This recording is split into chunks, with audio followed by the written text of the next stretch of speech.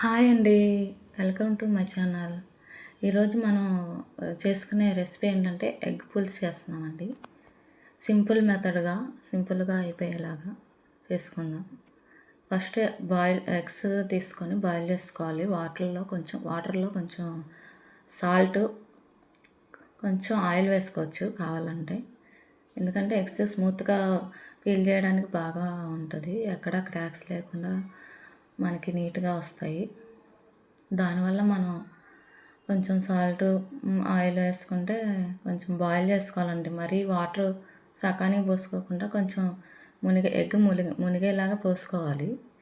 పోసుకుంటే కొంచెం మొత్తం ఫుల్ ఎగ్ బాయిల్ అయిద్ది. లేకపోతే అడుగున సరిగ్గా బాయిల్ అవ్వకుండా అటు ఇటు కొంచెం ఇదిగా ఉంటాయి, బాగోదు. ఆ వాటర్ బాగా వేసుకొని ఎగ్ మునిగేలా పోసుకుంటే చాలండి. అప్పుడు బాయిల్ చేసుకోవాలి. స్టవ్ మీద పెట్టుకొని బాయిల్ చేసుకున్నాక ఈ ఎగ్స్ క్రాక్ అవుతూ ఉంటాయి మనకి. అప్పుడు ఉడికినట్టు తెలిసిద్ది.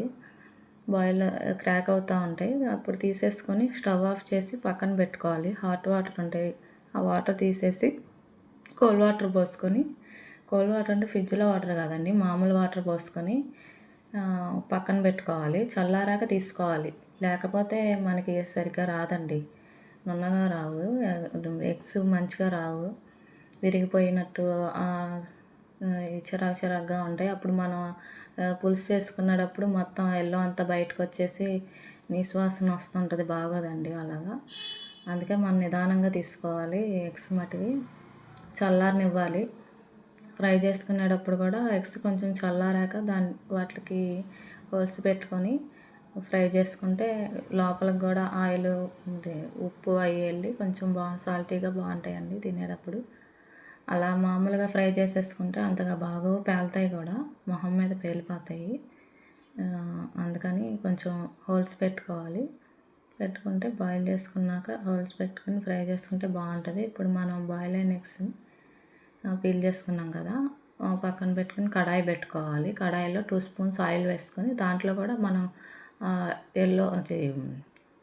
పసుపును ఉప్పు వేసుకుంటే ఎగ్స్ మనకి కడాయికి అంటుకోకుండా నీట్గా రెడ్గా గోల్డెన్ కలర్లో మనకి ఫ్రై అవుతాయి. పసుపు ఉప్పు వేసుకుంటే కడాయికి అంటుకోకుండా ఫ్రై అవుతాయండి. అప్పుడు మనం పక్కకు తీసేసుకోవాలి గోల్డ్ కలర్లో వచ్చేదాకా. మరీ ఎక్కువ ఫ్రై చేసుకోవసరం లేదు, కొంచెం లైట్గా గోల్డ్ కలర్లో వచ్చినా తీసేసుకోవాలి. ఎక్కువ ఫ్రై చేసినా కూడా బాగోదు, గట్టిగా ఉంటుంది, స్మూత్గా ఉండదు పైన వైట్. అందుకని గోల్డ్ కలర్లో వచ్చినా పక్కన పెట్టేసుకుని అదే ఆయిల్లో ఆనియన్స్, పచ్చిమిర్చి, కరివేపాకు వేసుకోవాలి. ఫస్ట్ టమాటోస్ అప్పుడే వేసుకోకూడదు, ఎందుకంటే ఆనియన్స్ బాయిల్ అవ్వండి, మగ్గవు. టమాటాలు వేసుకుంటే మగ్గవు.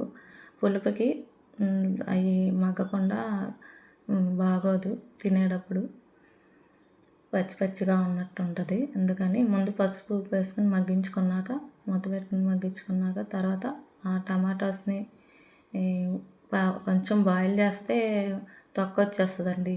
తొక్క తీసేసుకొని గుజ్జుని మాత్రమే వేయాలి, పీల్ చేసేసుకోవాలి. లేకపోతే పులుసు బాగోదు, తొక్కలుగా ఉంటుంది. టమాటా తొక్కలన్నీ విడిపోతాయి కదా బాయిల్ అయ్యేటప్పుడు. ముక్కలు వేసుకోకుండా ఇలా వేసుకొని ట్రై చేసి చూడండి ఒకసారి, మంచిగా ఉండదు. మిక్సీలో వేయమాకండి, బాగోదు. టమాటా ప్యూరీ అంటారు కదా, అది అంతగా బాగోదు. మిక్సీలో వేసే కన్నా ఇలా చేసుకుంటే మీకు టమాటాలు వేసిన ఫీలింగ్ వస్తుంది, తొక్కలు లేకుండా ఉంటుంది. ఇలా వేసుకున్నాక బాగా కలుపుకొని వాటిని కూడా మగ్గనిచ్చుకోవాలి, టమాటా గుజ్జును కూడా. నెక్స్ట్ కారం వేసుకొని కలుపుకొని ఫ్రై చేసుకుని కొంచెం కలుపుకున్నాక ఒక గ్లాస్ వాటర్ పోసుకోవాలండి, నార్మల్ వాటర్. ముందే చింతపండు గుజ్జు పోసుకోకూడదు, నార్మల్ వాటర్ పోసుకున్నాక కలుపుకొని అప్పుడు వాటిల్లో ఎగ్స్ వేసుకోవాలి. ఫ్రై చేసుకుని ఎగ్స్ వేసుకొని కలుపుకోవాలి ముందు. కావాలంటే చింతపండు గుజ్జు వేసుకున్నాకైనా ఎగ్స్ వేసుకోవచ్చు.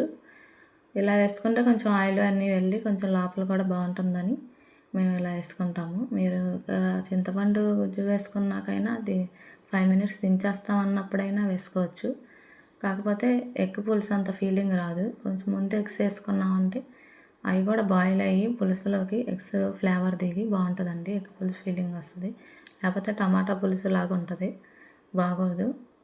వాటర్ వేసుకున్నప్పుడు బాయిల్ అయ్యేటప్పుడు ఎగ్స్ వేసుకున్నాక కొంచెం బాయిల్ అయినాక అప్పుడు మనకి బాగా బాయిల్ అవనిచ్చి 10 మినిట్స్ తర్వాత ఈలోపు చింతపండు రసాన్ని మనం తయారు చేసుకోవాలి. మీకు వాటరీగా జ్యూసీ పలచగా కావాలనుకుంటే చింతపండులో గుజ్జులో కొంచెం వాటర్ ఎక్కువ పోసుకోండి.